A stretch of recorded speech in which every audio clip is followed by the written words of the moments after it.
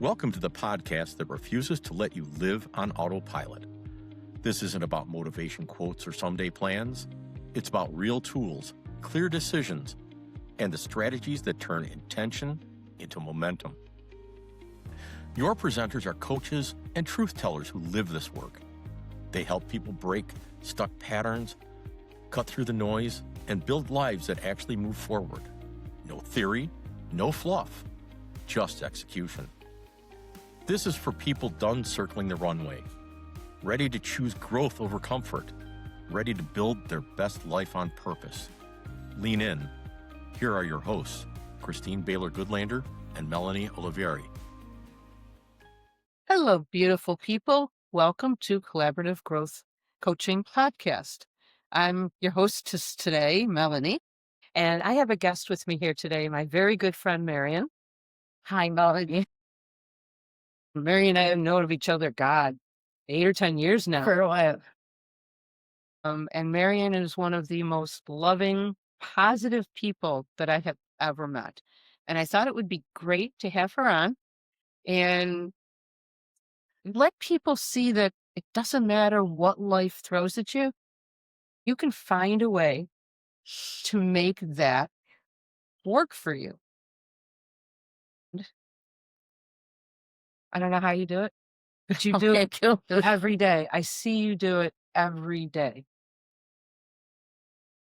She's actually got more experience at this whole interview thing than I do because you've been on Inside Edition. Yes. So tell us a little bit about some of the challenges that you faced and just go from there. Okay. My name is Marion Smith. I'm 75 years old. When I in my early life and stuff like that, I went through many challenges. I look at things as a challenge because I feel that there's hope. That if you look at things as a challenge and not like a dead end, and I went through a bad relationship. I was working with 5 children in a mental hospital. A patient snapped my neck in a restraint, and that was 35 years ago. And I was diagnosed with multiple sclerosis a year later. And at that point, I felt like I hit rock bottom. Where do I go? I have to have a quality of life. And I said, I don't want to be in a nursing home before my time. So I learned how to, number one, love myself. In order for me to love to love other people, I have to love myself first. And I don't want to be in a nursing home before my time. So today I was 40 and a half years old at that point. And now I'm 75 years old. And I have a better quality of life than I ever had. And since that point, I have been diagnosed with myasthenia gravis and a lot of other health issues.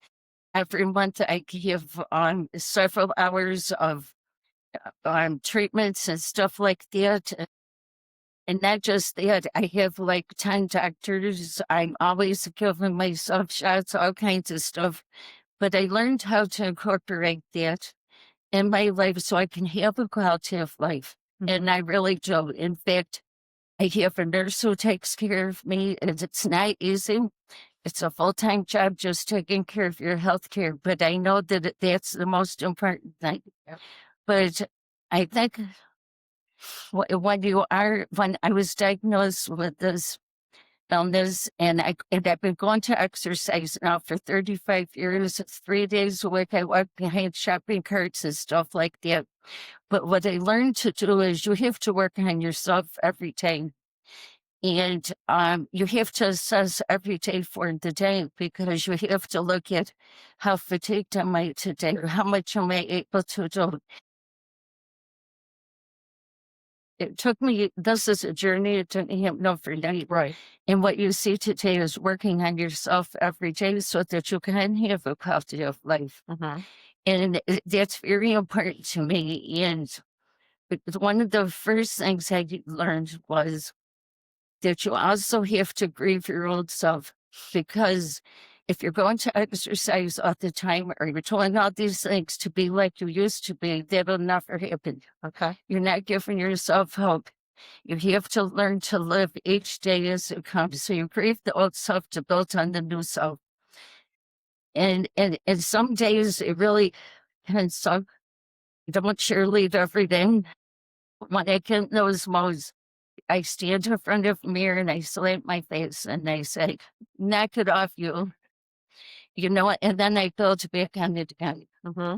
But I also, because of the seriousness of my health and stuff like that, I also have to assess each day. So I started with making out a chart that I put on my refrigerator, and I started charting how many hours it would take me to drive, to do laundry, to do all those stuff. And I had magic markers that were timed things like 1 hour, 15 minutes, a half hour, and whatever. And I learned that in a 24-hour period, I can only do 6 hours. Okay. So I've learned how to fit everything that you do in life. And also too, with myasthenia, you have to rest a lot. Right. So I learned how I go to exercise. I come home and I lay down for an hour. So I might be doing laundry at 10 o'clock at night or 6 in the morning, but I fit all that in each day and I learned how to chart that. So I never got to, but So it takes work. it takes, you have to, that is why I said you have to learn to love yourself, because am I worth that work to have a quality of life? And I used to pray when I was a little girl that my life be an example to other people. I remember.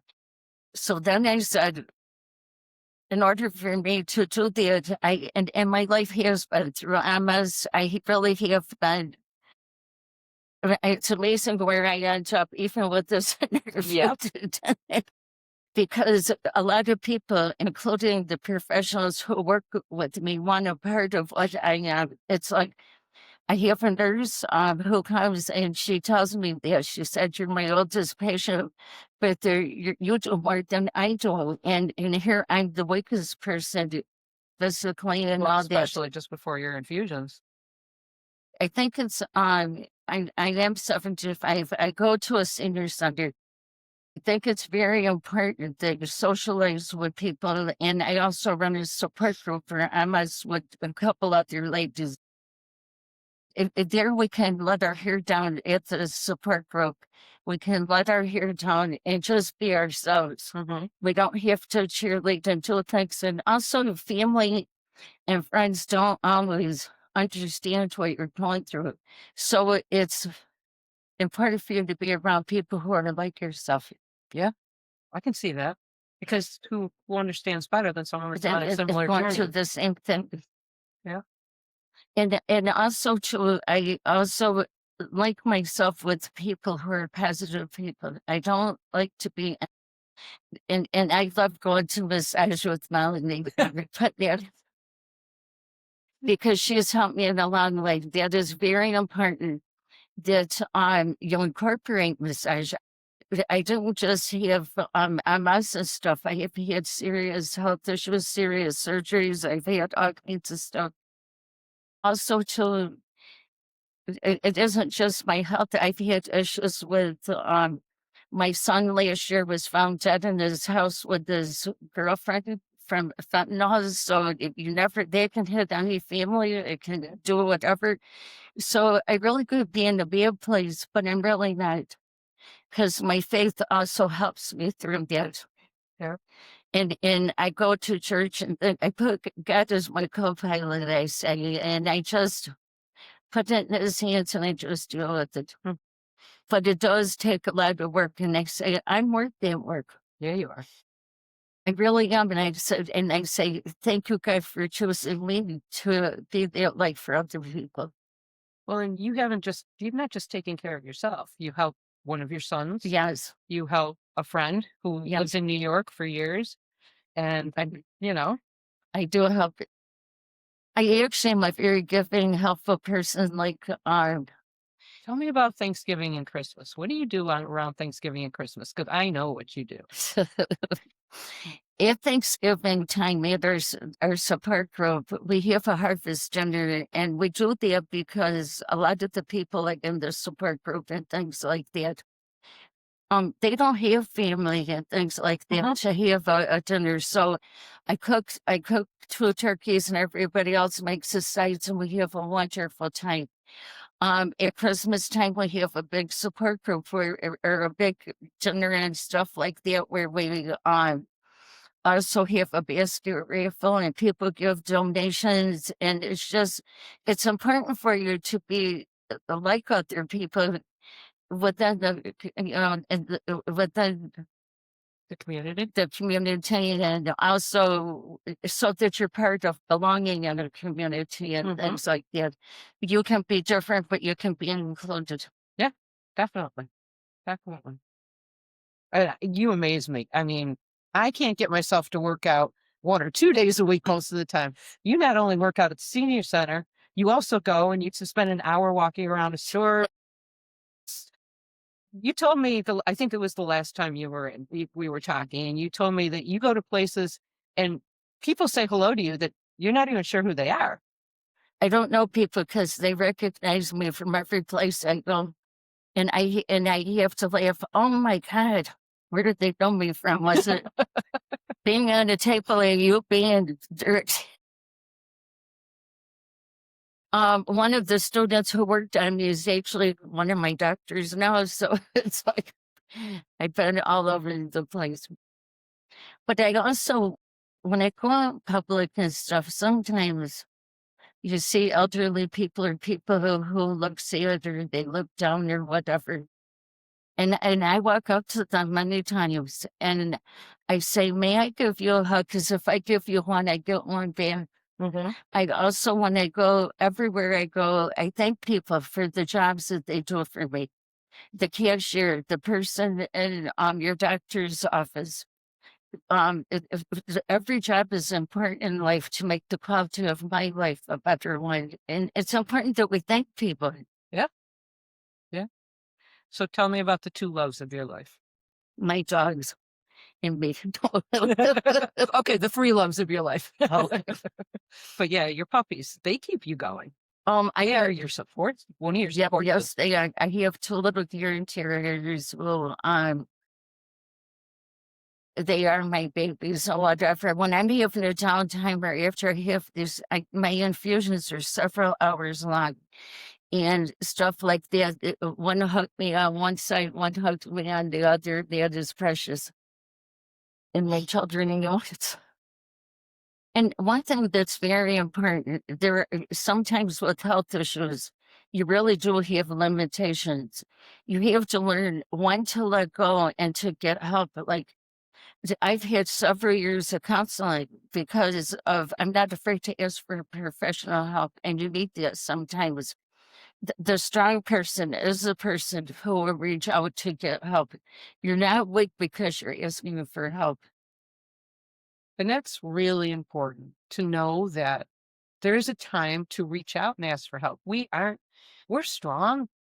On the whole, we're strong people, but you have to know that you have limitations and be willing to step Accept it. past those and accept help, you know? So I did. It took me many years to make my house handicapped accessible. I've done that.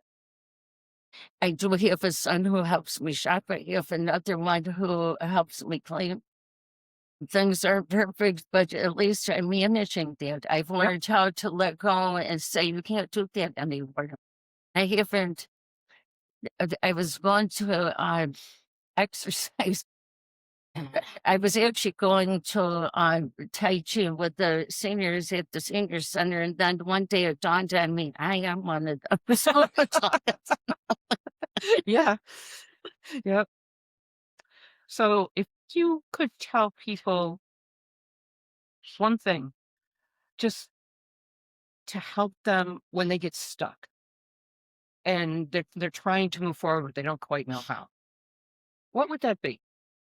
What I do is when I take a time out and I meditate, and then I just I had to learn how to let go and to put it in God's hands. And then every day is a new day. I would have to say, you have to assess every day. It's not one day, because like a lot of things changes and stuff. So, and you do what you can that one day. It may be able just to smile at someone, give someone a phone call. Be glad that you could take a shower today. But then the next day is a new day, and you can build on it. Just keep eating on, and don't beat up on yourself. You have to learn how to love yourself and accept you for where you're at right now. And also, too, I would say like when I've gone through things with my son and not just him, but other things in my life, I would have to say, I just reach out to people, the people that are around you who accept you and stuff. It's important for you to have a network of people. So don't close yourself off. You don't close yourself off. And when you sit home and you're feeling sorry for yourself or just watching TV, figure out, what can I do today? I can work out for an hour now, but if you can only do 5 minutes, do the 5 minutes. And you don't have to go to an exercise group to do that. You can sit in front of TV. There are many things on TV and exercise things, and you learn how to. But I think the number one thing is to learn to love yourself and accept where you're at. And you have to work on it a lot of times. It's not easy. I have bad days. Yeah. And it's a matter of starting from where you are, but that's different every day. It's every day. That's the number one. And to grieve your old self, because if you're really always working all the time to be like you were when you were 20, that's not realistic. No, I'm finding that out. You have to start from where you are. And it's not saying that you have to look at the calendar and go, oh my God, how did I turn 50 or 60 or 40, whatever. But knowing that you've come and grown to I've the grown point a you're at lot. now. I would have to say I have a very good quality of life. But the senior center is one of the most important places I go to. I won from 21 year, a couple of years ago. But you meet other people there. We do activities there. They have a lot of resources there. Back down with things like, what have they taken away with my insurance? If you need resources and stuff, the senior centers are wonderful because they have workers there who make out all the forms for you. They link you to the right services that you need. Right. So finding the people that can help. Yes. Yeah. But seek it out. Don't be afraid to do that. A strong person is the one who will find the answer to what they're striving for.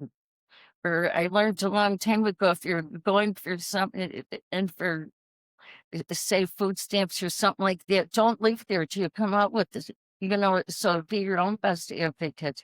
Fight for yourself. Because a lot of times now, the way the healthcare system and different things are, those people are not doing their jobs, they're not doing things. You find out from other people also, how did they do things? Who did they go to for things? Those types of stuff. Anything else you would like to tell us, my friend? I don't stop talking sometimes. But I enjoy life so much. I really do. You can't enjoy life too much. I enjoy every moment. And every day I wake up in the morning and I say, I'm on the wake up list today. Thank you, God. So what can I do today? And like, since Friday, I've been very busy. A friend of mine's wife died, so they had a funeral, and they said, I cook 2 turkeys for that. I was doing a newsletter for my support group, and then Sunday I had to cook for a potluck, and then today I came here. So it's like my life never. Because you've learned to balance it. Though. Yes, I have. Yes, I have. I have seen you a few times when you've been a little off balance, and it shows. Oh, you really a couple of down days. Yes, I do. It's important that you do this. Sometimes you just have to step back and you just have to take a time out. And then I have a problem with saying no to things. So every once in a while, I'll have an exacerbation. I'll have something where I couldn't get my infusion, and I was very weak and very exhausted for 2 months. And then I say, "Thank you, God. You gave me the time, but I can't do it for myself. So you helped me." Yeah, he pretty much sat you down and said, So "You're going to sit. said, yes. You know, it's winter. You don't need to be going out. You're going to sit." And then or the snow will come, and then I don't have to say no to people because they do it. So thank you. No, for being here today. No, thank you, and I hope I could be the light for other people to show that no matter what happens to you in life, you can have a quality of life. And also, when you look in a room with people, we all have a story. All of us have a story, and it's how you deal with that story. I don't like having all these illnesses and stuff, and I say sometimes I've trusted God with everything in my life. But when I go to the other side, I'm choosing the next body. There you go. I love it. So if anything that's come up today resonates with you, can help you, or somebody else you know, please reach out and let us know, or share this podcast, because we would love for it to get to as many people as it can help. So this is Melanie and Marion from Collaborative Growth Coaching, wishing you a blessed day, and we will talk again soon. Bye-bye, and thank you for letting me be here today. Oh, thank you for agreeing.